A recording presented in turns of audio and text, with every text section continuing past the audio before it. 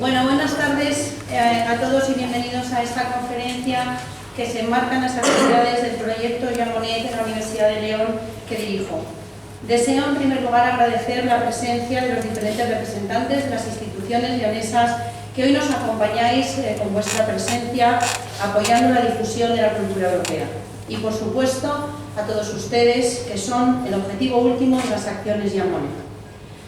El profesor Mich Ávila es el conferenciante que hoy nos acompaña. Él es catedrático de Matemática Aplicada en la Universidad Politécnica de Madrid, doctor honoris causa por varias universidades y académico numerario de la Academia Europea de Ciencias y Artes y de la Real Academia de Doctores de España, lo cual, junto con otros muchos méritos, le ha hecho merecedor de distinciones relevantes a nivel nacional e internacional. Ha ocupado numerosos cargos en la gestión universitaria, que no les voy a relatar, pero sí destacar que ha sido rector de la Universidad Jaume I y además secretario general del Consejo de Universidades, entre otras muchas labores de responsabilidad, lo que creo que avala su gran conocimiento de la gestión y la política universitarias. Y posiblemente sea ese conocimiento el que le ha permitido ser director de la Cátedra UNESCO de Gestión y Política Universitaria y de la Cátedra INCREA, y lo que le convierte hoy en el protagonista merecido de esta sesión del ciclo de conferencias del proyecto Jean Monnet. Confesarles que conocí al profesor Mich Ávila hace varios años en sus distintas conferencias, pero de manera más personal en el pasado curso de verano que organizó sobre Europa. Allí me di cuenta de que lidera uno de los lobbies o think tanks académicos universitarios más importantes de este país, y fue posiblemente la conjunción de la temática del curso y el atractivo sobre las actividades y los protagonistas de las mismas la que me animó desde mi anonimato académico a contactar con él y proponerles esta conferencia. Esa llamada fue atendida, por lo cual muchísimas gracias, profesor Mich Ávila, por acompañarnos y por compartir con nosotros sus perspectivas sobre la universidad y sobre Europa, y para no robarle más su tiempo, le cedo la palabra. Gracias.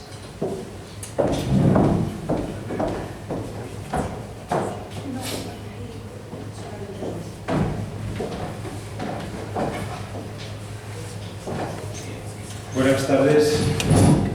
En primer lugar, déjenme decirles que es para mí un honor y una satisfacción estar aquí con ustedes.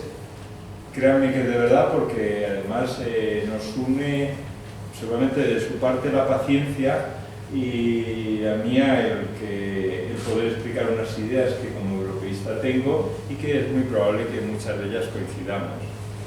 Además, este acto se hace en un local de la Fundación Sierra Pambley y yo como institucionista y patrono de institución y de enseñanza, pues me trae muchos recuerdos y que en la reunión del patronato, pues, una sí y otra no, se habla de la Fundación Sierra Pambley. Creo que hay patronos en común y además hay una historia importante en el pasado. Bueno, espero desde aquí poder ver, si no me iré, poder ver la pantalla, si me iré un poquito, lo único que puedo perder el volumen de voz. Bueno,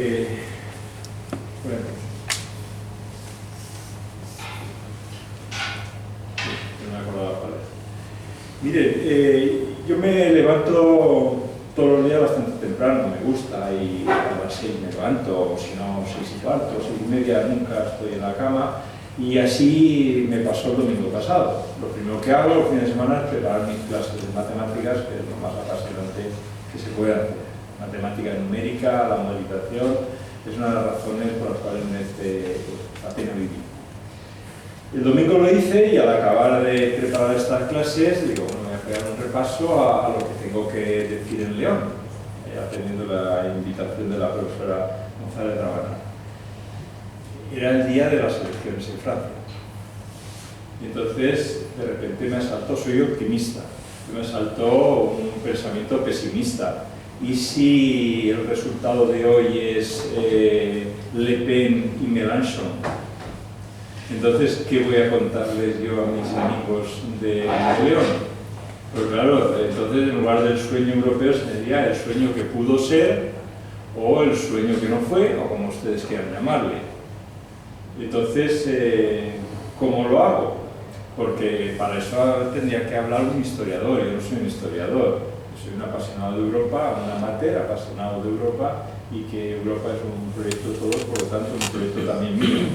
Bueno, afortunadamente las cosas fueron bien. Yo si fuese francés, os digo como es, yo hubiese votado a Macron. Llevo mucho tiempo con mis amigos franceses diciéndolo y por lo tanto me siento contento. Pero en definitiva, la preparación que hice pues me valió.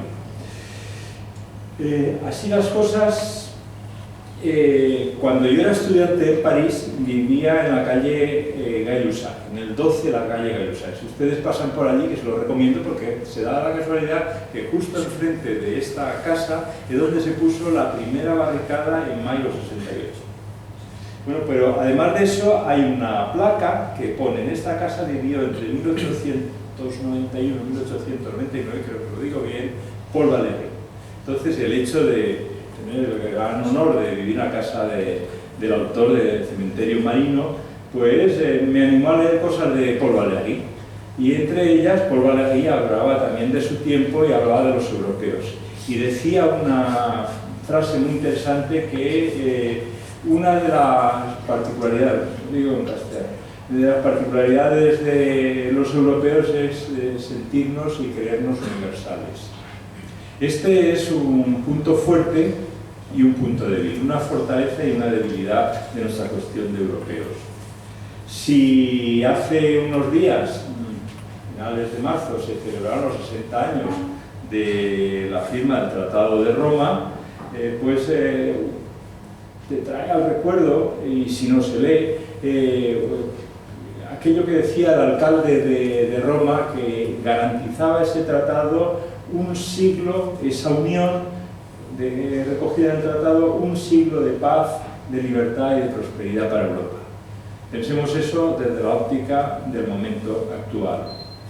Lo cierto es que los 200 últimos años, desde el tiempo de Napoleón, el federalismo, el europeísmo federalista y laico fundamentalmente ha cruzado toda la historia europea.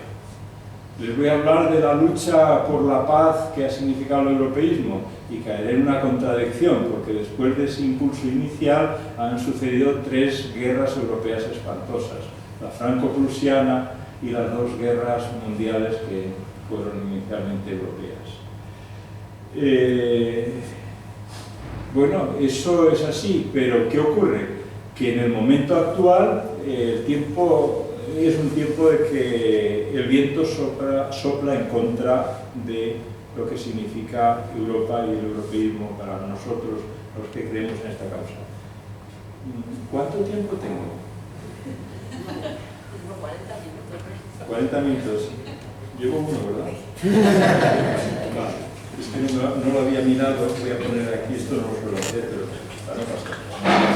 Entonces, la cuestión es, si esto es así, ¿qué podemos hacer? ¿Cuál es la obligación de los ciudadanos? Nosotros, ciudadanos europeos. No sé, sin lugar a dudas, votar, que se vota poco en las elecciones europeas. Y además, ¿qué? ¿Quedarnos parados? ¿No hacer nada? ¿Qué podemos hacer? Pues resulta que en tiempo de Hitler hubo un fiscal valiente, Joseph Hattinger, que en el año 32-33 empezó a investigar los primeros asesinatos del régimen hitleriano en Dachau. Y entonces decía, dirigiéndose a los ciudadanos, que carecer de poder no significa que uno tenga que carecer de coraje ni de carácter, y que esto, si lo llevamos al momento de la construcción europea, nos debe trasladar a la idea de que no debemos quedarnos parados y esperar que otros resuelvan el asunto, no que lo hagan solo los ciudadanos, pero es un compromiso colectivo, y en esa línea, con firmeza y largo tiempo por delante, tenemos que avanzar. Y en ese planteamiento yo voy a desarrollar lo que quiero decir aquí.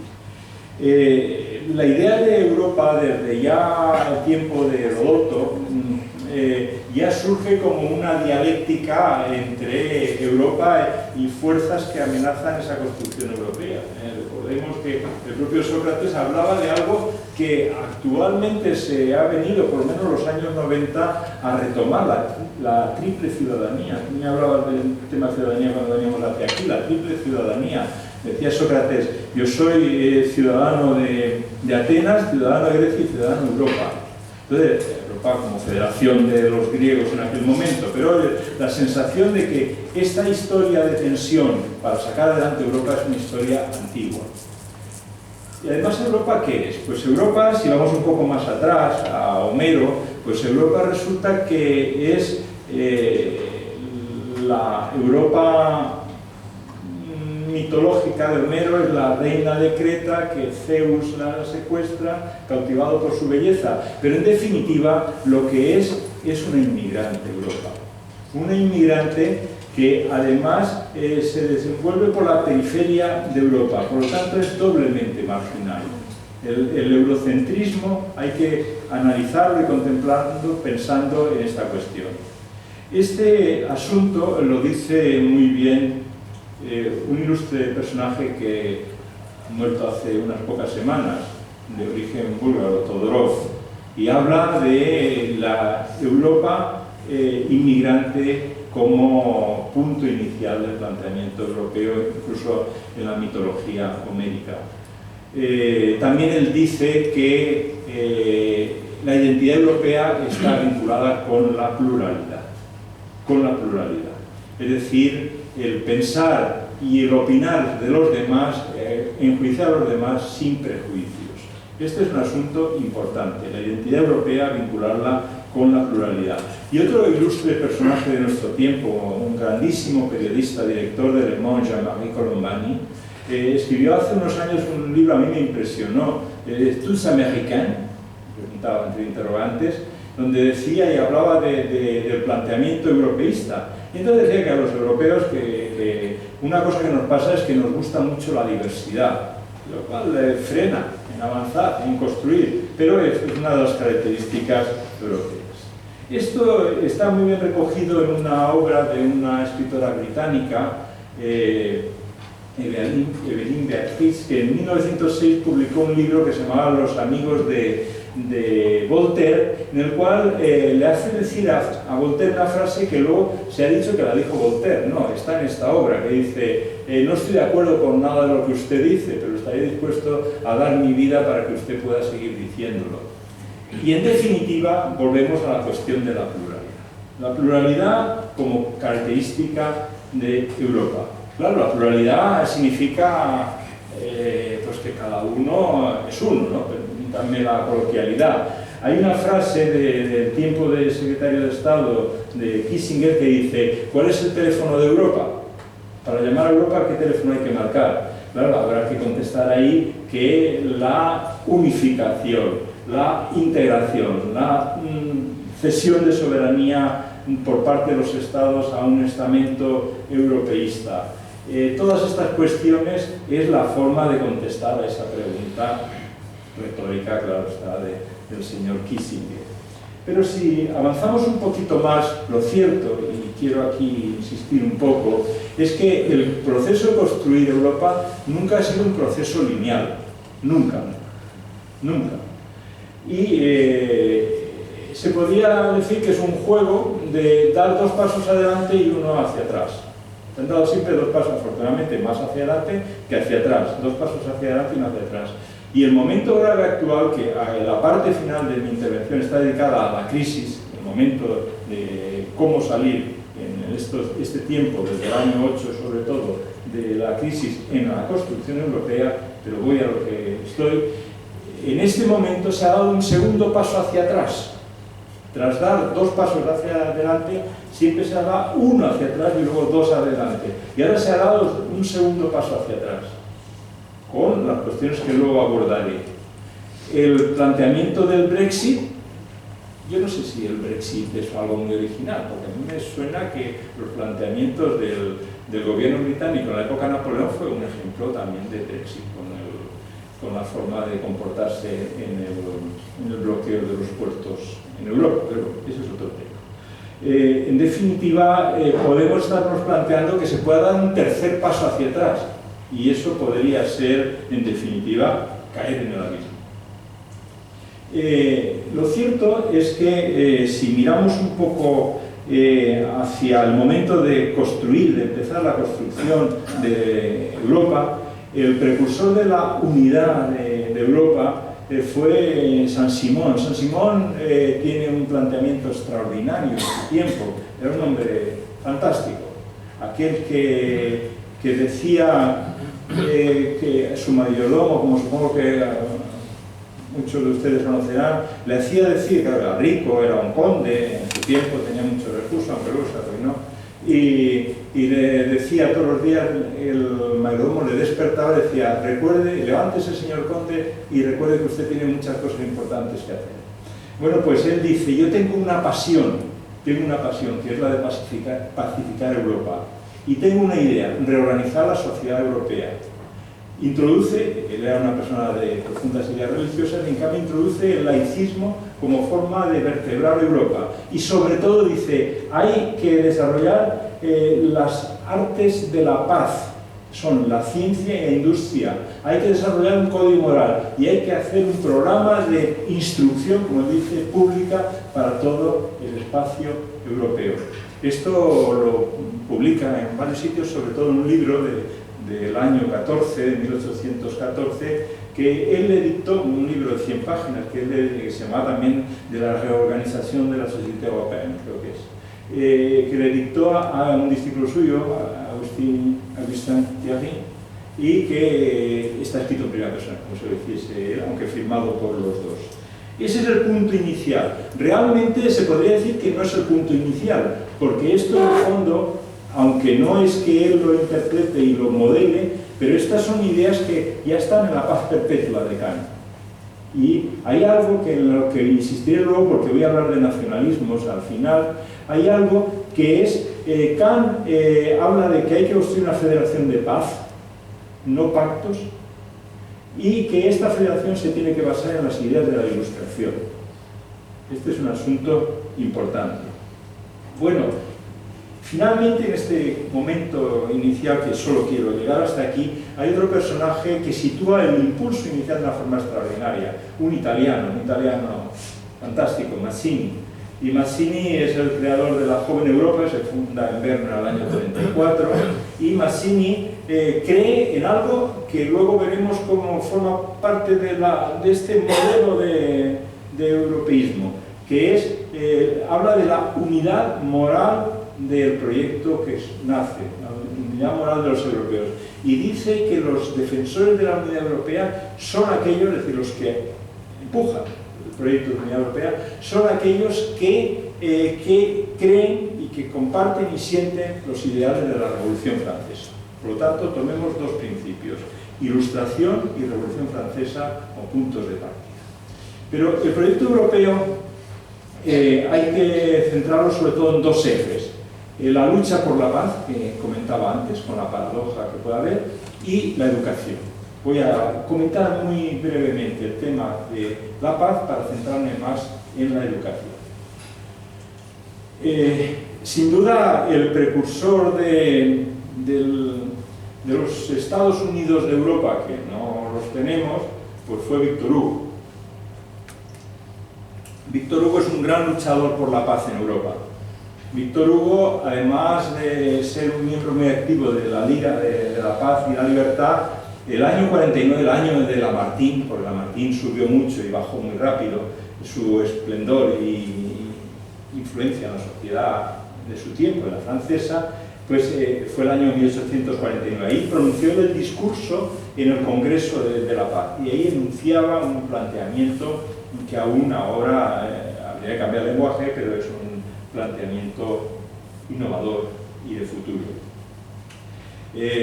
Hay un ejercicio que, si alguna vez, no tienen claro que tiene que hacer caso, pero si alguna vez me quieren hacer caso, es París, Le Marais, el barrio de Le Marais, la casa de Víctor Hugo, como supongo que muchos sabrán, está en la plaza de Bosque. Y en el centro hay un jardín que a veces los franceses utilizan la palabra inglesa, square de Luis XIII. Hay unos banquitos donde uno se sienta y el espíritu vuela. Y entonces, sobre todo, se recuerda cosas de los miserables, donde pocas veces se unen mejor la ciudadanía y los valores que constituyen la base de la ciudadanía, como es ahí. Sigue en ese movimiento la lucha por la paz y nos situamos ya en el siglo XX, es decir, un momento en el cual ya empiezan las dos grandes hecatombes. Un ilustre francés que tiene un muy buen monumento al lado de la Asamblea Nacional en París, que es Aristide Briand, un político, llamémosle profesional, porque fue 23 veces ministro, 11 veces jefe de gobierno, aunque el gobierno te duraban poco, pero la Belle Époque es el ministro de la Belle Époque, y sobre todo fue Premio Nobel de la Paz en el año 26 y el gran impulsor fracasado del desarme en Europa. Y él aporta un asunto, que por eso lo traigo aquí, importante, que dice que es necesario establecer un vínculo federalizante o federal entre los pueblos de Europa.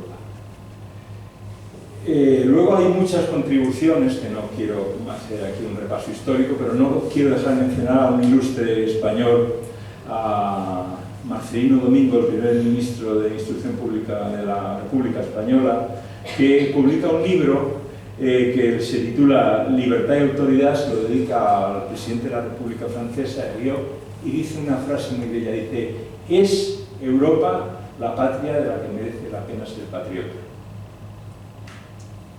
Y luego, claro, esto está organizado por Monet, ¿cómo no vamos a mencionar Monet? Y además, pocos se lo merecen mejor que él. Monet, personaje extraordinario en todos los aspectos, y que no voy a descubrir aquí, menos como persona que sabe mucho más que yo de Monet, pero el año 43, en Argel, hace una declaración plena guerra mundial que dice: no habrá paz si se reconstruyen los estados sobre la base de la soberanía nacional, solo. Entonces, habla de la necesidad de intentar recuperar las ideas de Hugo, de los Estados Unidos, luego lo abandona y va por la línea del federalismo. Y entonces se encuentra a un alma gemela en estos planteamientos como Schuman, el Robert, está Maurice, pero es el Robert Schuman, y juntos trabajan en muchas cuestiones. Schuman es ministro en la Cuarta República desde el año 48 hasta el 52, y luego es presidente del Parlamento Europeo. Aquí he tenido otro ilustre presidente, otro gran presidente, Enrique Barón.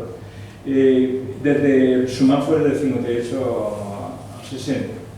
Pero lo importante es que trabajan juntos, y ese trabajo junto conduce a uno de los puntos importantes, tan importantes como que el día en el cual se produce la declaración se convierte en el Día de Europa, el 9 de mayo. Y en esa declaración corta, interesante, bella, lo más importante es que aporta una idea muy innovadora, y es que dice que Europa no se haga de una sola vez, es decir, es el principio del pragmatismo, la introducción del pragmatismo en el proceso de construcción de Europa, sino poco a poco y gracias a realizaciones concretas que voy a continuación a enunciar. La primera es del año 57, el Tratado de Roma.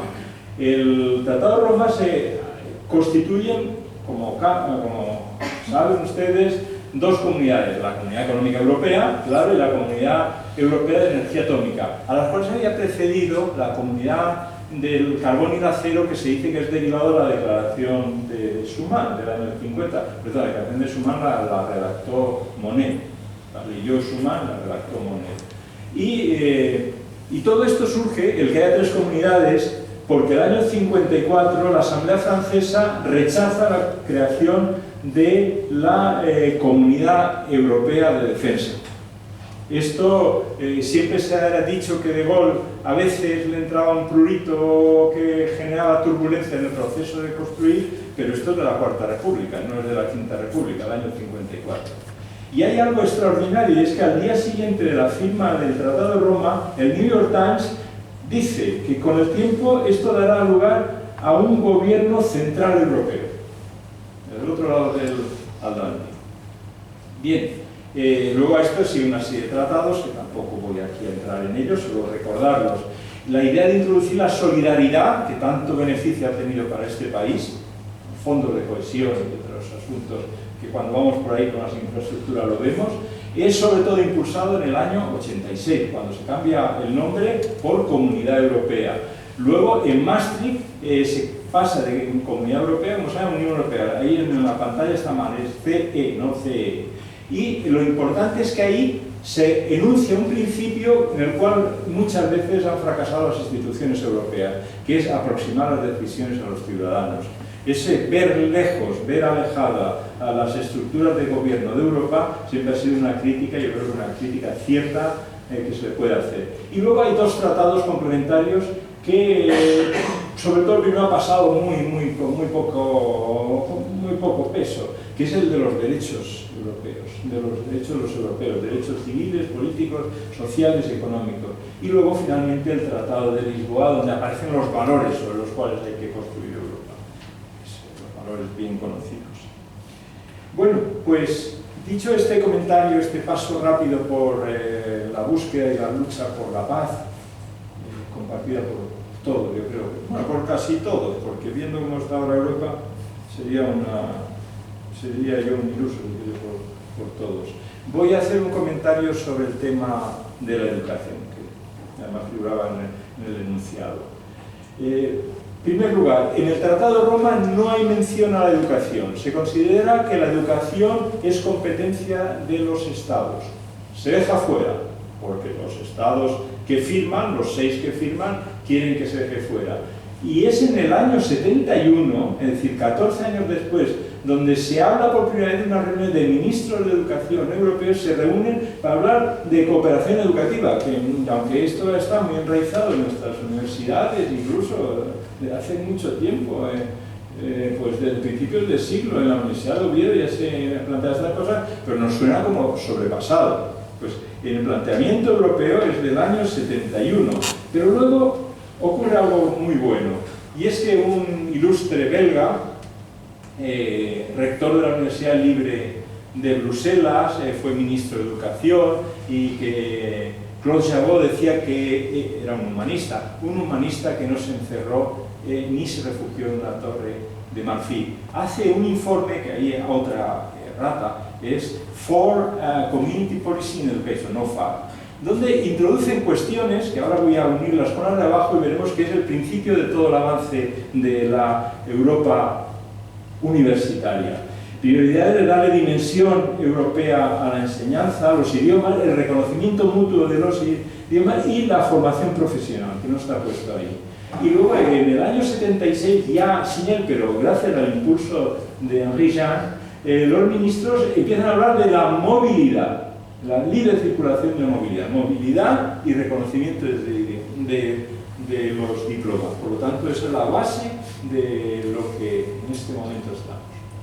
Bien, pues voy a abordar este tema desde otro punto de vista, que es, esta mujer es conocida como Mamá Erasmus, y el año pasado le dieron en Yuste el premio Carlos V, premio europeísta. Esta mujer, hija de un reputado geólogo italiano, se fue a estudiar a Columbia en Derecho Comparado con una beca Fulbright. Y el año 58 volvió a la Sapienza, donde ella había estudiado previamente, y entonces le acogió por banda un bebé y dice: ¿qué dice usted en la Columbia? Dice: eso no lo había oído nunca.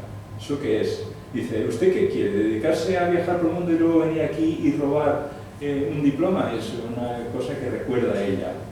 Lo cierto es que ella se propuso como objetivo que estudiantes posteriores no tuviesen esa misma humillación, y se dedicó, perdió un año de su vida, pero tuvo que volver a estudiar todo lo que había hecho fuera para que se lo aprobase, y luego el año 69 fue a Ginebra, porque ahora está en Bruselas la Asociación de Universidades Europeas, pero entonces se llamaba la Conferencia de Rectores Europeos y era en Ginebra. Y planteó el tema. Y en el año 76, gracias al impulso de Corradi, se consiguió ya entre Francia e Italia que se reconociesen los estudios que en particular ya como italiana, yo hablo de los italianos, los estudios que hacían los italianos en Francia fuesen reconocidos en su país. Bueno, esto en ese tiempo, 70 y tantos. Un poco después, una asociación de estudiantes europeos, la Asociación de États Généraux d'Étudiants de l'Europe, propuso una iniciativa que se llamaba European Community Action Scheme for Mobility of University Students, que se cogen ustedes las letras iniciales de casi todas esas palabras y es Erasmus. Hay una pequeña trampa, en la primera se cogen dos letras, en la segunda no se coge ninguna, pero además son todas mayúsculas. Y entonces esta iniciativa fue la creación del programa Erasmus. Y esta es una de las cosas más fantásticas que se ha podido hacer. 3,5 millones de estudiantes han ido por Europa a realizar estancias de 6 meses o normalmente un año, estancias en otro país. El ritmo es creciente, ahora mostraré unos gráficos.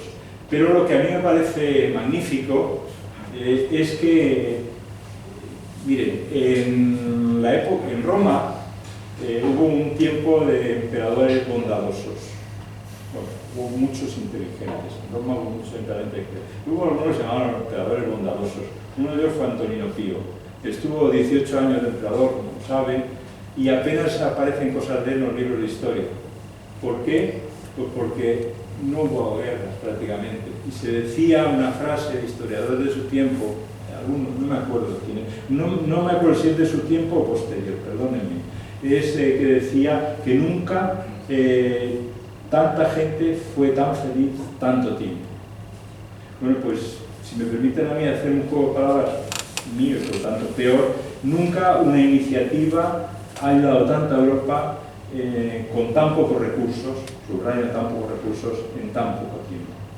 En efecto, si ven en este gráfico europeo, verán el color verde oscuro son los que ha crecido más el índice de movilidad de estudiantes de unos países a otros.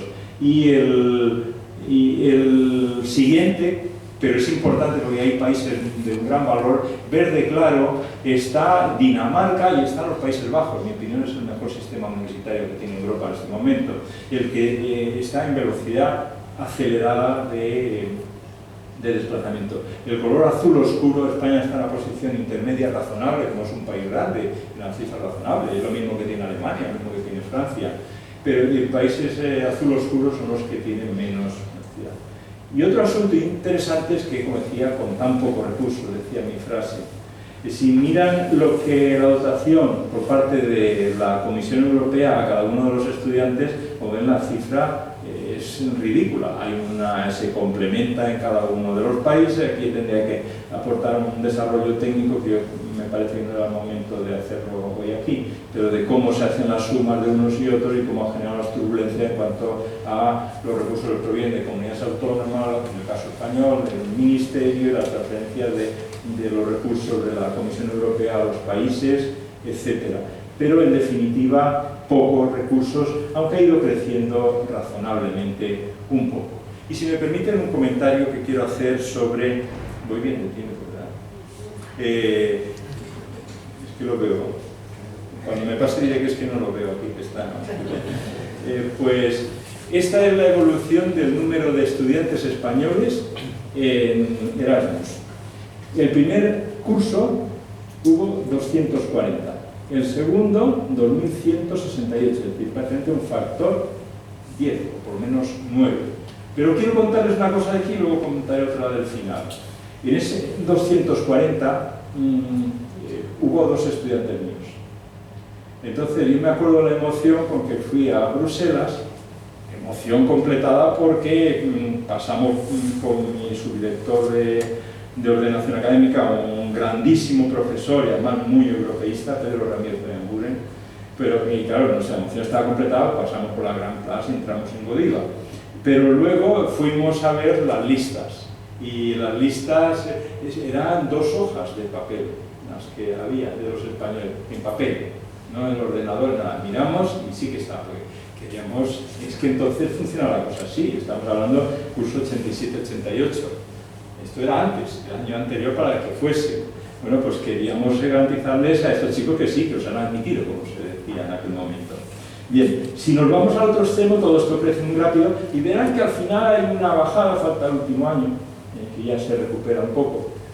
Pero yo eso solo le diría como a mí me parece que se puede calificar eso. Si esto fuese un gráfico de ciencia experimental, eso lo llamaríamos efecto. Bueno, pues yo ese efecto lo llamaría un efecto BERT, por las consecuencias que tuvo de reducción a raíz de todos los inconvenientes y recortes económicos en algo tan escaso como son los fondos Erasmus. ¿Dónde van nuestros estudiantes? Pues miren, ahí es ahí por países, pero lo interesante es que en ingeniería prefieren Alemania, Suecia, en ciencias sociales y en economía los Países Bajos, salud Reino Unido y salud Italia, y el Reino Unido pone artes y humanidades, que tienen ustedes lengua, y es por el tema del inglés. Este otro ilustre europeísta, que es Jorge Semprún, decía que Erasmus es lo mejor que se ha hecho en Europa y que no hay nada que refleje mejor el espíritu europeo que Erasmus, y que así tiene que seguir siendo en el futuro. Y estoy de acuerdo con estos pensamientos sabios. Y mira, ahí hay unos chicos que dan una foto anónima, pero me permite hacer el siguiente comentario. Más importante que vayan a estudiar a otro país, yo no fui Erasmus, fui antes, pero esa experiencia la he vivido con muchos otros. Más importante de aprender un idioma es la inmersión cultural con jóvenes de otros países. Inmersión cultural, estudiando juntos y divirtiéndose juntos. Hay que reivindicar que los jóvenes a esa edad, salvo que estén enfermos o tengan algún problema o algo, una cosa más importante que tienen que hacer es divertirse, además de estudiar. Y les voy a contar otra anécdota. Cuando un estudiante mío, que no me acuerdo el nombre, me pidió asesoramiento y le dije, mira, vete a una universidad holandesa, una de las mejores, fue allí y al cabo de 2 meses recibí un correo electrónico, esto hará 10 años o algo así, y me dice, usted ha cambiado mi vida. Eso me parece extraordinario. La capacidad de, no digo yo, sino la capacidad de orientar a los jóvenes, de abrirles horizontes y demás. Esto yo creo que tiene un gran valor. Dicho eso, cojamos la evolución de las universidades en Europa. Las universidades en Europa siempre han sido buenas, unas mejores, otras peores, pero el valor medio es satisfactorio. Pero la tendencia al exceso de teoricismos ha caracterizado a las universidades europeas frente a las americanas, que no es así. Otro extraordinario europeísta, quizá de los más excelsos, Jacques Delors, se dio cuenta, sin el presidente de la comisión, pero sin ser responsable de temas de educación, y planteó, hay un libro muy conocido, muy citado, ¿quién no cita La educación encierra un tesoro? Pero yo quiero hablar de otro, el libro blanco de Crecimiento y Competitividad y Empleo, que hace, donde habla de la necesidad de reformar los estudios, de introducir formación práctica en el año 93, para hacer que mejore la calidad de la educación en las universidades europeas.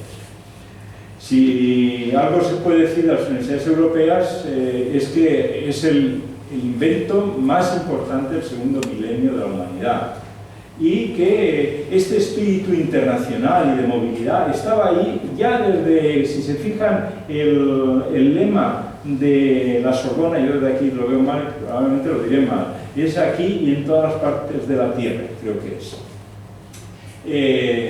En aquellos tiempos iniciales los jóvenes, eran pocos, pero los jóvenes, los estudiantes o los seniors, los profesores, se movían con una gran facilidad de una parte a otra. Y recuerdo, el año pasado me invitó el presidente de los rectores italianos, que es un tipo ahora ya no lo es, presidente, un tipo extraordinario, Stefano Pareani, rector de Bérgamo, me invitó a la apertura de curso de las universidades italianas y dio la lección inaugural, por eso he puesto ahí su foto, el rector de la Universidad de Bolonia, Ivano Dionisi, y publicó una maravillosa conferencia, la pueden ustedes encontrar por internet, que decía la República, una vocación de pochi o un dovere di tutti. Yo italiano no lo sé pronunciar bien, pero eso enlaza con el planteamiento del europeísmo que les decía. Bien, eso era tiempo in illo tempore, in illo tempore porque se hablaba latín además, pero si venimos a este tiempo más reciente, hay un momento culminante, que es la declaración de la Sorbona. El impulsor fue el ministro de Educación, Ciencia y Tecnología francés, un ilustre geólogo, Claude Allais. Claude Allais convocó el encuentro de la Sorbona el año 98. Y yo tuve, la vida muchas veces es suerte o azar. Tuve la suerte de que el año 99 publiqué un libro que era la Universidad Española hacia Europa y Claude Allais me hizo el prólogo. Entonces, el año 99, unos meses después de la declaración de la Sorbona, a principios del 99, me explicó cómo surgió el encuentro de la Sorbona. Había quedado con varios ministros, la española Esperanza Aguirre fue invitada y no fue, y fue el del Reino Unido, el de Italia y el de Alemania, junto con él como francés a la Sorbona. ¿Por qué? Porque era el aniversario, creo que era el 800 aniversario de la creación de la Sorbona. Y me contaba que él estaba en Brasil, creo que me dijo en Río, y que con sus asesores cogió un avión para ir a París, a este encuentro. Y bueno, ¿qué hacemos? ¿Qué les planteamos? Y en ese avión se hizo un borrador de un texto que luego ha sido fundacional del tiempo futuro de la universidad. Educación de Bolonia, Praga, bien conocido todo esto. Pero lo que es importante es que rompe el planteamiento de la Universidad Europea con la idea de solo formar profesionales. Hay que formar también ciudadanos, eso se considera que no forma parte de la cultura universitaria, de la educación preuniversitaria sí, pero la universitaria no, y los valores europeos y la contribución de la educación a la ciudadanía. La cuestión es ese el planteamiento, ¿hasta dónde hemos llegado? Y hay que seguir, esas son las dos preguntas que yo haría. Si volvemos al tema de el pasar tiempo en otro país, el Lovaina, el comunicado del encuentro Lovaina marcaba que el año 2020, que ya estamos casi, el 20% de los jóvenes universitarios de cada país tenían que haber hecho esa estancia en otro sitio. Si ustedes miran aquí, el 20% solo hay un país que lo cumple, Luxemburgo. O sea, poco representativo, ¿no? Pero si cogen el 10%, que es la mitad de las expectativas, y hay unos cuantos países que están ahí, España, uno de ellos, y del 5% para arriba hay bastantes. Esto ha crecido mucho, antes sería hablar de menos del 1% en todos. Por lo tanto, este es un movimiento importante ahora. Bien, y voy a la última parte, así no me pasaré. Hecho aquel recuerdo inicial, planteadas las dos líneas de la paz, la construcción de Europa y la paz, y la construcción de Europa y el papel de la universidad, pasemos todo ese tiempo y vengamos al momento actual, al último decenio. No digo décadas, sino digo decenio. Entonces, es el tiempo de la crisis. Si miran esos dos gráficos, el gráfico de arriba describe de 4 en 4 años el cociente entre los empleados, no los que están en paro, eso no, los empleados, el 20% que gana más, la masa salarial de ellos dividido por la masa salarial del 20% que gana menos. Entonces hay una conclusión muy fácil de extraer, y es que ha aumentado la desigualdad. ¿Sí? El cociente crece, y si se fijan, el país donde más crece es España. Crecen casi todos.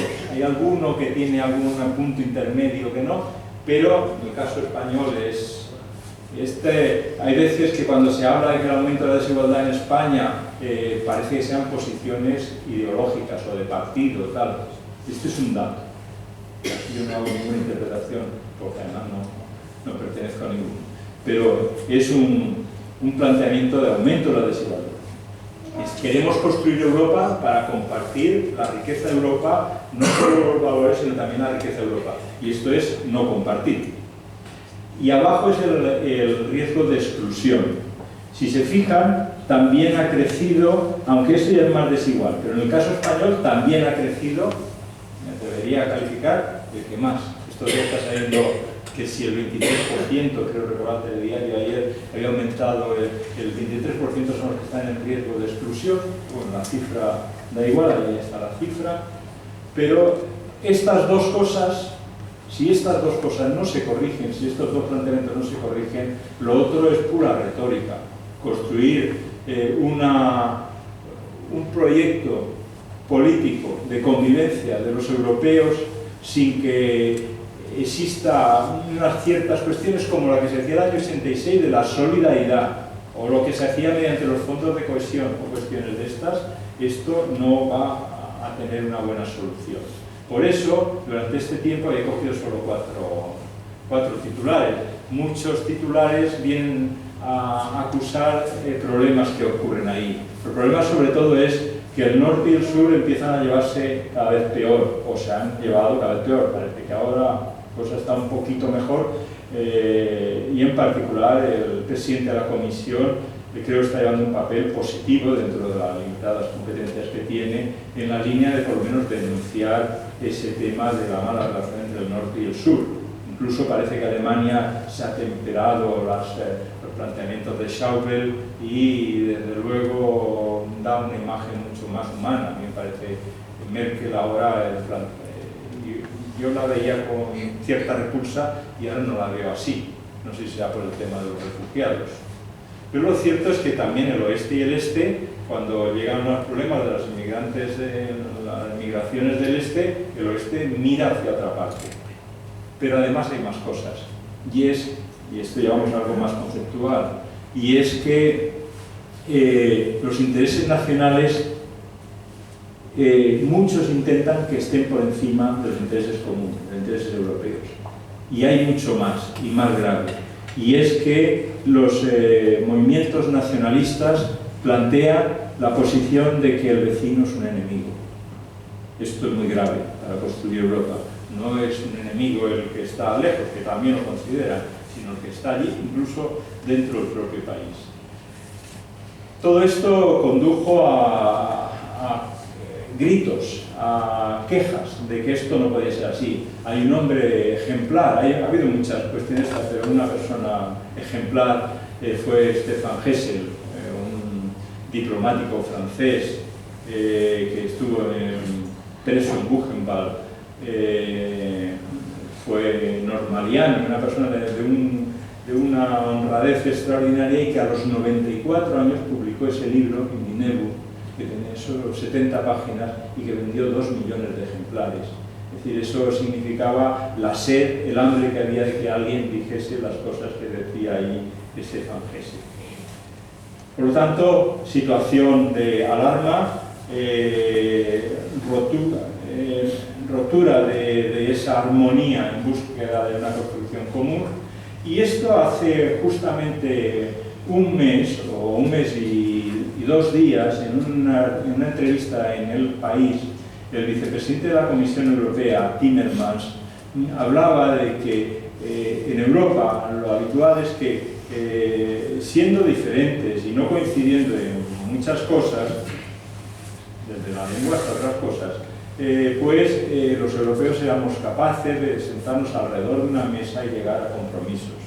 Y esto ahora está en riesgo. Y entonces él aporta lo siguiente, dice: el futuro de la Unión pasa por la Europa social. A mí ese tema me concierne mucho porque creo que esto es así, y nosotros, un colectivo de personas, entre los cuales está también Enrique Barón y otros, hemos escrito un texto multiautor que lo sacaremos los próximos días, que se llama Los males de la Europa social, dando soluciones. El día 11 de mayo lo presentamos en la Institución Libre de Enseñanza. Están invitados. Incluso hay una copa. Pero bueno, entonces dice este tema, que el tema de la Europa social, y que es necesario recuperar la preponderancia de los intereses compartidos de los europeos, y vuelve a denunciar a los populismos y a los nacionalismos como aquellos que necesitan enemigos. Y esto ha sido siempre así.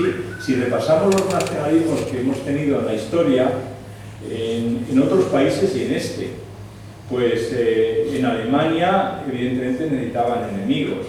En España, en Alemania se llamaba nacionalsocialismo, aquí se llamaba nacionalsindicalismo, necesitaban enemigos. Y entonces se genera a veces reacciones frente a ese planteamiento, como es decir, bueno, el amor a lo próximo, ya que tengo que huir de lo colectivo. Y entonces, ¿quién puede negar que oír a Moldava de Smetana es maravilloso? ¿O quién puede negar que Hernani de Víctor Hugo es fantástico? ¿O quién puede pensar que Lamartine o Verdaguer no es fantástico? Todos ellos tienen en común que es una literatura impulsada, marcada por el romanticismo. La cuestión es, romanticismo en literatura, pero ¿podemos dar el paso al romanticismo en la política? Es decir, ¿podemos pensar que podemos avanzar en una línea de romanticismo, fundar en el romanticismo que enaltece lo local frente a lo colectivo?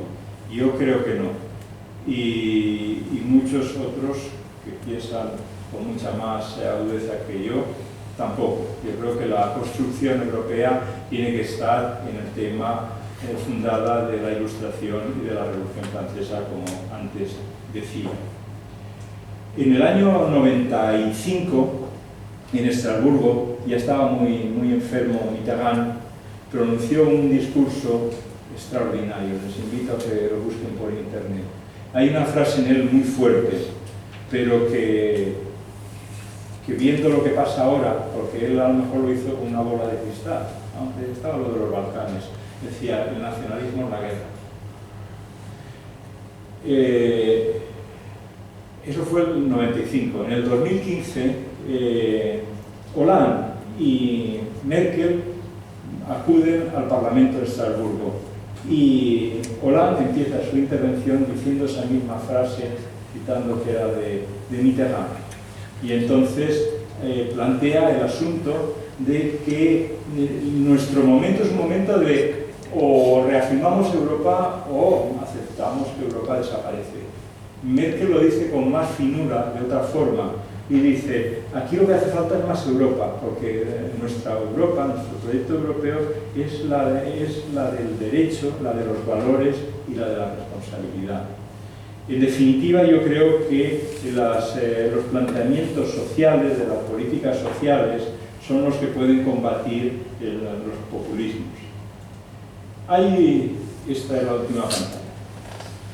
Hay una cuestión que podemos también plantear, y es mirar esto en la voz de un joven.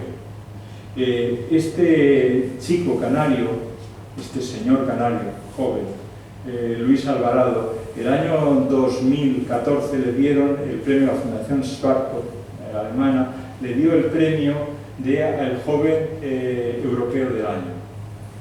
Y entonces este hombre decía que Europa es el legado y el regalo de nuestros padres y no podemos despreciarlo ni estropearlo.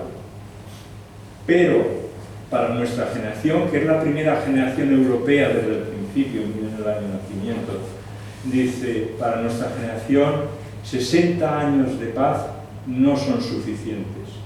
No es un proyecto que llene a los jóvenes de mi generación, decía él. Es necesario que Europa se integre, que los intereses colectivos predominen sobre los intereses locales. Es necesario que se avance en una línea de federalismo en Europa. De otra forma, y con esto termino, un profesor de Harvard hace unos días, Danny Roderick, decía que la integración económica europea y la integración política deben de ir de la mano. Si no avanza la integración política, la integración económica tendrá que paralizarse. En estos planteamientos de economía financiera y tal, significará irse abajo. Es necesario que vayan de la mano. Sin que haya armonía entre la integración política y económica, no podremos dar grandes pasos hacia el futuro. Muchas gracias.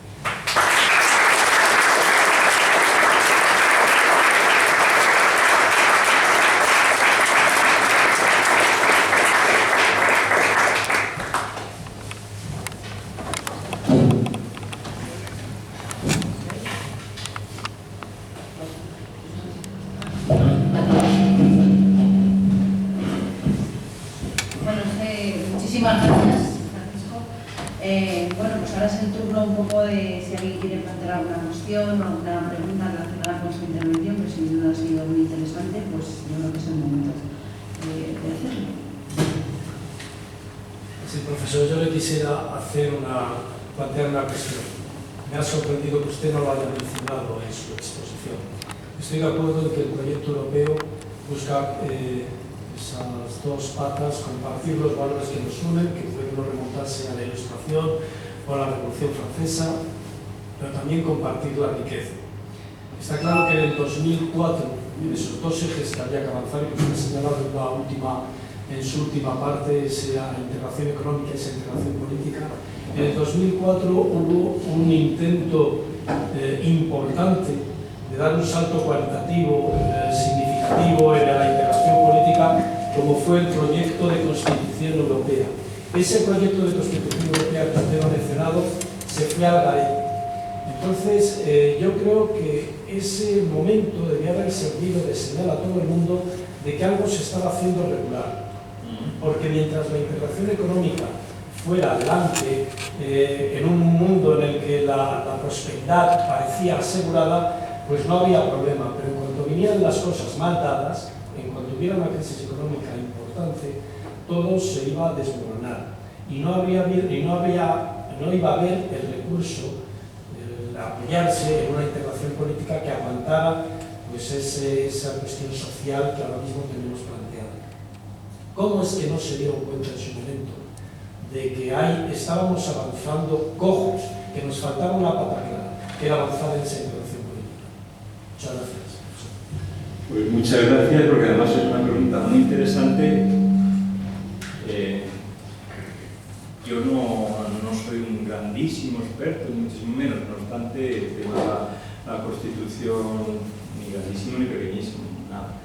Pero la Constitución Europea lo conozco bien, lo viví en aquel momento, analicé los textos.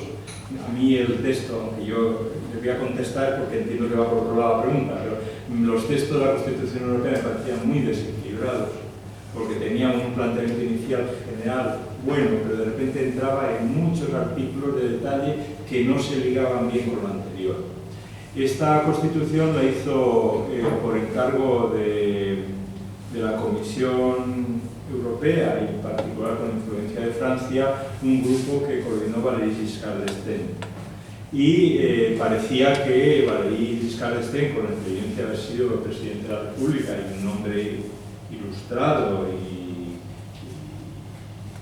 digo, sin entrar a tomar partido si a uno le gusta o no Giscard d'Estaing, y una persona que sabía moverse bien en el mundo de la diplomacia, lo iba a hacer bien. A mí me sorprendió que aquel texto me parecía muy pobre.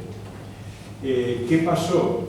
Pues que los gobiernos consideraron que eso era una cosa que venía de Bruselas. Yo no vi tomar grandes partidos como cuando hay una campaña electoral que se defienden las ideas propias. Y si la Constitución Europea estaba amparada por una mayoría de partidos políticos, ¿por qué no se defendió este asunto como se fue? Fue un planteamiento muy tímido, que además enlaza con los bajos porcentajes de participación. hay arrepentimientos de ese tema. Por ejemplo, los Países Bajos están con la sensación de que ahí se portaron muy mal, porque los que se portaron muy mal a la hora de votar, digo que se portaron muy mal porque votaron que no, yo voté que sí, fueron los Países Bajos y Francia. Francia, además, con una responsabilidad moral como uno de los dos países, o quizá desde el punto de vista histórico-cultural, el país más impulsor del proyecto europeo. Dicho eso, estoy de acuerdo con lo que usted dice, totalmente. Hace falta vertebrar desde el punto de vista político el proyecto europeo. Y esto, igual que en un país, la forma de vertebrar la convivencia mediante la Constitución en el país, en Europa hace falta vertebrar. ¿Qué ha pasado? Pues probablemente, y ahí ya me meto en un terreno peligroso el decirlo, pues ha faltado liderazgo europeo.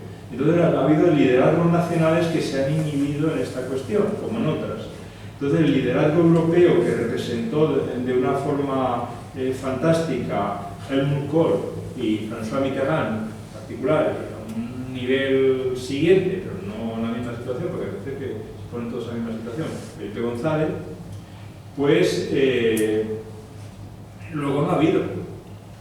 Se va Delors, y ¿qué hay en Europa desde el punto de vista de liderazgo? Si hablamos mirando hacia atrás, tenemos Durão Barroso, tenemos personajes de segunda fila, se puede salvar un poco Romano Prodi, pero no hay una capacidad extraordinaria de gente europeísta que son capaces de hacerlo. Por lo tanto, eso salió que no, porque la gente estaba enfadada, consideraba que los europeos... Porque es verdad, yo estoy seguro que en la sala muchos han hecho el ejercicio de llamar a alguna persona de Bruselas para pedirle algo, y lo que sabes seguro es que te va a tratar mal. Te va a tratar más que mal con suficiencia, con superioridad. ¿Que viene a pedir? Entonces, y no es eso, ellos son servidores públicos como los de todos los gobiernos, pero ellos también. No es una prebenda el estar en Bruselas en el gobierno europeo. Entonces fue una reacción frente a esos, ¿cómo le llamamos? Los burócratas, había una tecnología que se empleaba en aquella época, los euroburócratas, pero no, era otra. Y entonces se pegó ahí.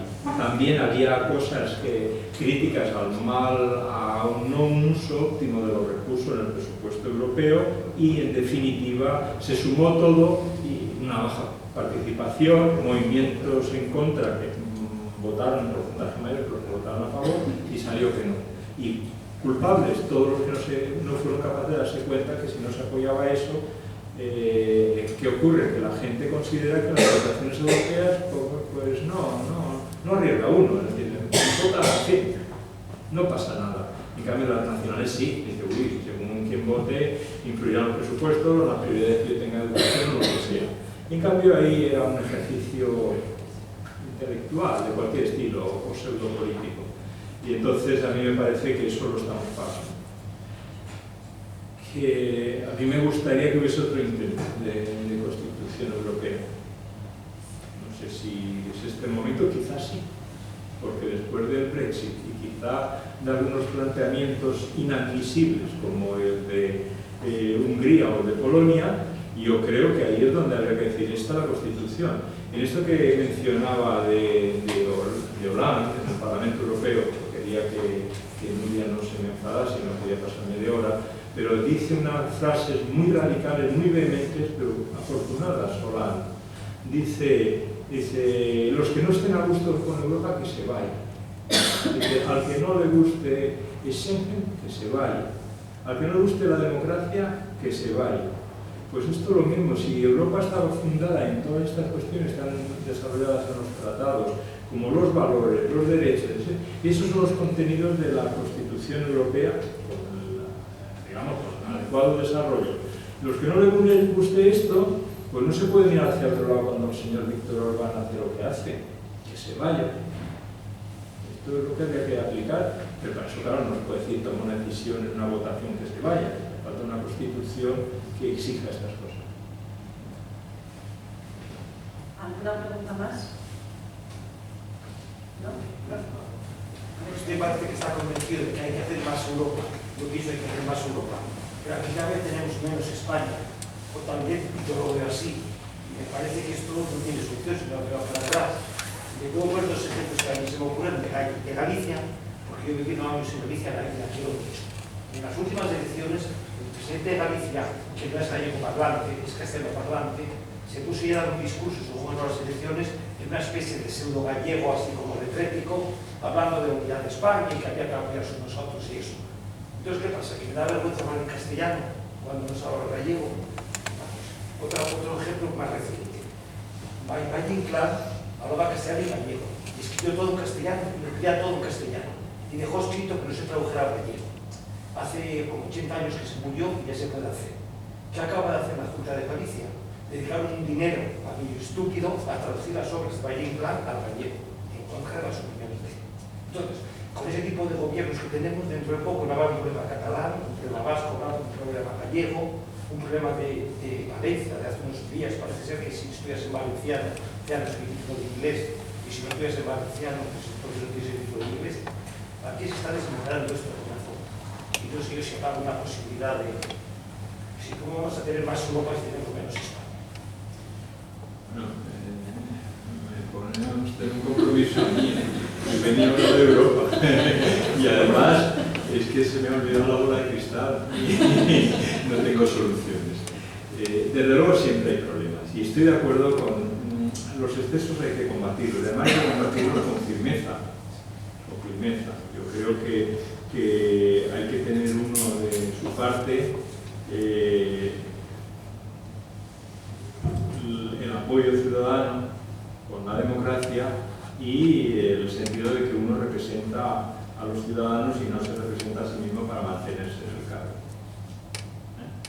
Entonces, de todas formas, hay veces que nos asustamos mucho por algunos casos concretos. A mí hay cosas que no me gustan, le voy a decir alguna que no me gusta. No me gusta por donde va Cataluña ahora, no me gusta. ¿Que eso vaya a significar desmembrarse España? No, porque eso no va, eso es una gaseosa que bajará. Ahora, la cuestión es ¿quién paga la gaseosa? Es decir, porque no me refería en el coste, que también, sino en ineficiencia del proyecto colectivo. Ese es el asunto. Que hagan cosas raras, yo soy valenciano y cosas raras también en mi tierra se hacen. Como se hacen en el otro extremo, porque el nacionalismo español también hace cosas muy raras. Pero por lo tanto, ahí hay que buscar la armonía. Este país necesita desarrollo democrático, tiempo aún necesita un tiempo. Pero vamos, a lo que usted me planteaba, mire, yo creo que aquí hay, recuperando lo de Sócrates, hay que buscar un equilibrio entre tres ciudadanías. Una, la ciudadanía de la región, por emplearlo así, el nombre; otra, la ciudadanía del Estado, lo digo bien; y otra, la ciudadanía europea.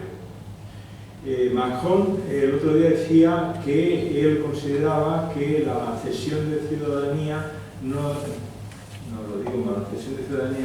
la cesión de soberanía no debía procederse del Estado hacia las regiones, sino del Estado hacia Europa. El asunto es que estamos hablando de algo que aún no está planteado. ¿Qué significaría una federación en Europa? No lo sé, entonces es movernos por opiniones. Yo no lo sé ni soy capaz de decir lo que significaría, pero que se produzca una cesión de soberanía de los estados de Europa a mí no me preocupa. Que se produzca una cesión de soberanía de los estados hacia las regiones tampoco me preocupa si sirve para acercar las decisiones a los ciudadanos, que eso es importante, no para duplicar los órganos donde se toman las decisiones. Ese es un asunto importante. Yo estoy viendo, yo soy de Castellón, estoy viendo, por ejemplo, el actual gobierno municipal está tomando decisiones transparentes a los ciudadanos que antes, hace unos pocos años, no se tomaban porque no tenían esa competencia. Entonces, que se pueda rendir cuentas a los ciudadanos es bueno, es bueno. y que se eviten excesos o asuntos como la corrupción es bueno, ¿no? Bueno y necesario y urgente. Pero yo creo que hay que buscar ese equilibrio entre las tres cuestiones. Aún una parte muy importante de la soberanía está en la parte intermedia, los dados, que es lógico. Pero lo que me parece es que el gran proyecto que tenemos que ponernos en común los europeos es en qué temas y hasta dónde hay que ceder soberanía al conjunto del gobierno europeo, que no es los burócratas de Bruselas. Cuando digo esto no estoy hablando de ese tema. Pero como decía al principio, es un tema muy complicado de elaborar. Bueno, hola, buenas tardes. Yo la verdad que estoy en un foro que no es el mío, es la primera vez que asisto así a una charla de este tipo, pero la verdad que el título de la ponencia me llamaba la atención y quería contarlo porque realmente no somos conscientes todavía. A mí hay dos cosas que creo que Europa ha conseguido para nuestra generación. La primera de ellas es cuando yo miro a mis abuelos, y digo bien abuelos en masculino, solo los parentales, los padres, ellos por sus circunstancias de trabajo viajaban mientras mis abuelas se quedaban en casa. Al día de hoy, mi novia, gracias al Erasmus, gracias a todo esto, es la que ha viajado y me ha sacado de España. O sea que la vuelta que se está dando solo a nivel de eso creo que es importante. Entonces, el proyecto europeo es importante para eso, pero luego también para cosas, por ejemplo, llevándolo a mi ámbito, un tema súper delicado que no tiene nada que ver como el lobo. El lobo es algo que en España se pudiera, bueno, mataríamos, cazaríamos, pero aquí tenemos desde Europa otra visión que nos está diciendo, no, por favor, un respeto, vamos a ver, aquí se caza, aquí no se caza. O sea, que creo que Europa nos está aportando muchísimo más de lo que a día de hoy somos capaces de ver. Entonces, la ponencia me llamaba mucho la atención y por eso he venido. Ahora quería hacer dos preguntas. Una primera era lo mismo que ha dicho el caballero, relacionado con las comunidades autónomas. Lo que pasa es que yo otra vez lo llevo a mi ámbito y lo veo desde el punto de vista desde que, por ejemplo, en Sanabria, un retén de incendios forestales no puede cruzar a Orense a apagar un fuego, por mucho que lo tenga al lado, mientras sí puede ir a Portugal. Claro, Portugal es un país miembro de la Comunidad Europea y entonces hay convenios y se funciona, pero sin embargo, cuando se va a otra comunidad autónoma, no. En incendios, en sanidad, yo soy de Guadalajara y se ha llegado a denegar desde un hospital de Alcalá de Henares, en Madrid, el acceso a un paciente con un derrame cerebral porque decía que los enfermos de Castilla-La Mancha, que los padres de Castilla-La Mancha, y entonces tuvieron que mandarle a Toledo.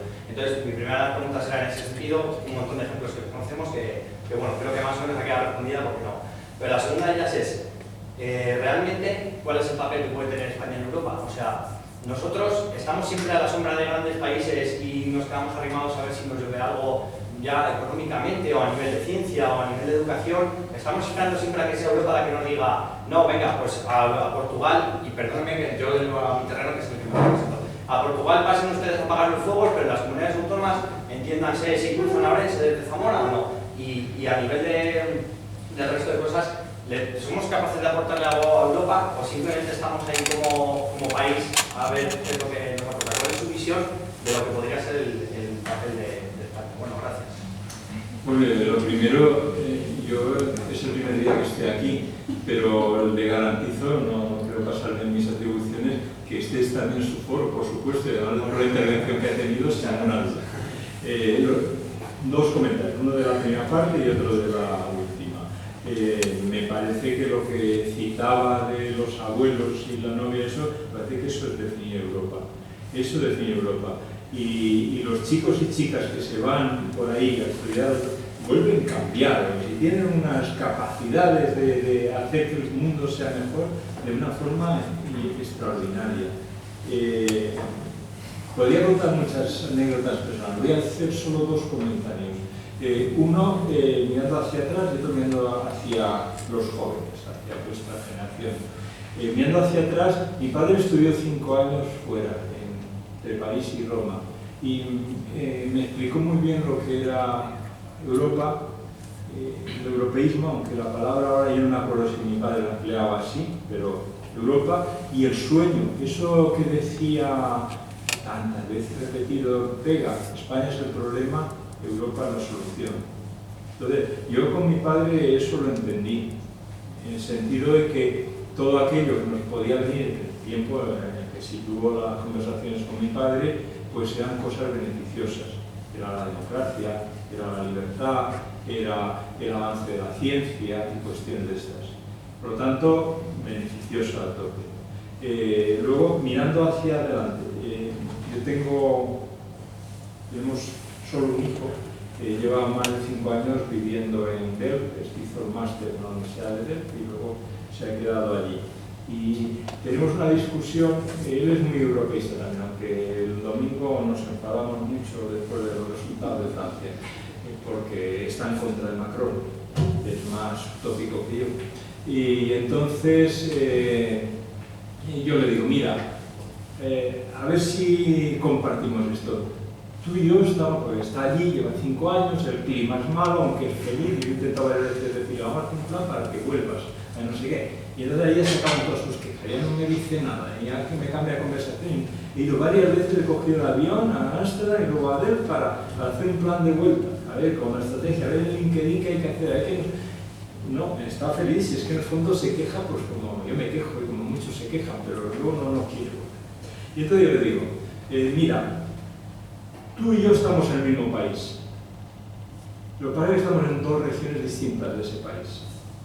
Tenemos que intentar armonizar esas regiones para que eso sea un país, que aún no es. Ese es el asunto. Entonces, a mí me parece que lo de Erasmus, yo doy clase de matemáticas y me gusta mucho dar clase, me gusta mucho. Soy muy feliz en clase. Tengo 160, 170 alumnos en 2 grupos. Y a pesar de tener muchos alumnos, soy muy feliz y creo que mis alumnos me quieren. Pues eso que me hace muy feliz no me hace tan feliz como cuando vienen, y vienen muchos a decirme, mire, yo el año que viene me quisiera ir a Erasmus, ¿me puede orientar? Entonces lo que no hago es despacharles, mira, tú vete a Alemania, tú a Bolonia que ahí es... No, digo, vamos a ver. Primero averiguo si son serios en sus intenciones. Entonces, mira, vamos a ponernos delante del ordenador. Y entonces le explico cómo buscar una web de una universidad. Y entonces luego a continuación le pongo deberes. Mira, de ese tema, hablamos del tema. Ese país ahí, esas universidades están ahí bien. Coges estas 5 o 6 universidades, me las comparas y vienes y volvemos a hablar sobre el tema.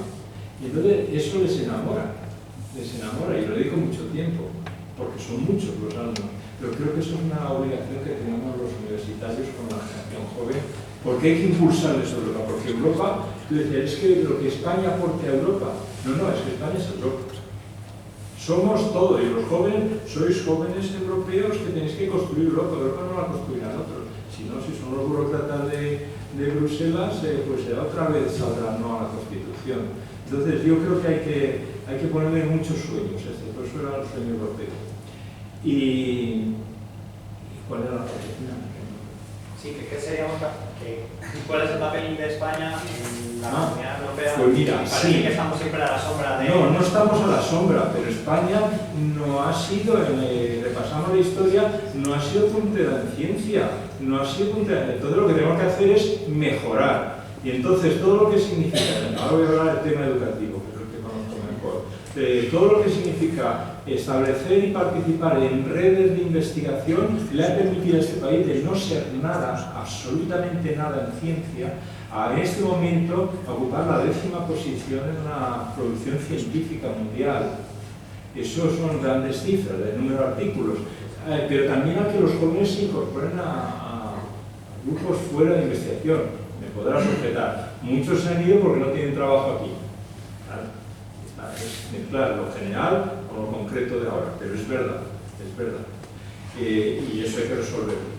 Y luego el tema del propio Espacio Europeo de Educación Superior, al cual yo le pongo muchas pegas, porque creo que nos ha podido, porque un lastre de nuestro país es la tendencia a muchos reglamentos, a mucha burocracia, a mucha laxitud de estas cosas, o laxitud no es la palabra, mucha rutina, pues hay que dar un salto cualitativo si se quiere avanzar más en el espacio europeo, porque lo que ahora se hacía era ver que formalmente se cumplían las cosas, pero no se ha cambiado la metodología educativa, no se ha hecho que el trabajo de los jóvenes dentro de las universidades sea un trabajo por casos o abordando problemas reales, como cuando entras a la Universidad de Twente te explican que eso es así, cuando vas a la de Aarhus te explican que eso es de otra forma. Y eso aquí no se ha resuelto. Entonces, imitando siempre lo que se llama emulación es muy buena para esta ciudad y eso puede tirar de España hacia adelante. España ha mejorado, en la Universidad Española es muchísimo mejor que hace unos años. Quien dice que la Universidad Española está mal es que desconoce cómo estaba antes, está mucho mejor. ¿Que está satisfactoria? No, tenemos que avanzar más. Entonces eso es lo que le aporta, es decir, participar en un proyecto colectivo. Tú si te juntas, es decir, vamos a suponer que no eres el más inteligente del grupo en el que estás tú, y te juntas a trabajar con un grupo donde hay algunos más inteligentes que tú, entendiendo inteligente sería aquí pues más tradición científica, te ayudará a mejorar, tirará de ti hacia adelante. Perdón que siempre la sombra, quiero decir, emulando siempre, hay capacidad que podamos. Es que tengo la sensación de que Europa no viene muy bien, pero no viene muy bien. Bueno, pues hay que tener ambición. Ya. ¿Por qué solo van a tener ambición para ver quién juega la final de la Champions? Bueno, pues agradecerles a todos ustedes que estén aquí y bueno, pues agradecerles Francisco por maravillosa charla, ¿vale? Que nos ha dado un paseo un poco por la historia, la filosofía, un poco incluso por la mitología, ¿vale? Y bueno, pues yo me quedo con 3 o 4 cosas entre las cuales estaría la necesidad de recuperar esa conciencia europea, ese eje entre la paz y la educación, o más ampliamente, un concepto más amplio, la cultura y sobre todo, bueno, pues que si sigue existiendo más desigualdad y más riesgo de pobreza, ese futuro de la Unión Europea está en riesgo y que tenemos que buscar una Europa más social. Así que con esto doy por finalizada la conferencia, agradecerles a todos ustedes que están aquí y bueno, pues que nos sigan en los medios y en las redes sociales porque seguiremos difundiendo y esforzándonos por acercar esa Europa burocrática a través de proyectos como este a los ciudadanos europeos para que tengáis más esa conciencia sobre la Europa social. Muchas gracias.